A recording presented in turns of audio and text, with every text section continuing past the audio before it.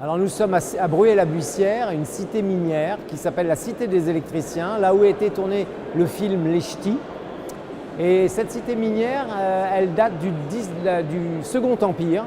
La question posée donc était d'accueillir un centre d'interprétation, un lieu où on va exposer et expliquer au grand public comment la mine, l'exploitation de la mine a transformé le paysage du territoire et comment les mineurs vivaient dans ce territoire qui s'est urbanisé à cette époque-là. Tout le territoire est construit en briques et en tuiles. J'ai voulu utiliser ce matériau pour construire un bâtiment neuf, donner une enveloppe extrêmement simple au bâtiment qui soit presque mimétique des bâtiments qui existent, mais avec une écriture contemporaine. C'est un matériau qui peut parfaitement être un matériau du XXIe siècle.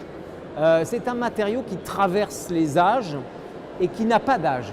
Ces tuiles rubis, ces tuiles en émail, elles sont toutes différentes. Il n'y en a pas deux pareilles, elles accrochent toute la lumière et donc elles donnent un effet chatoyant, miroitant à l'enveloppe du bâtiment.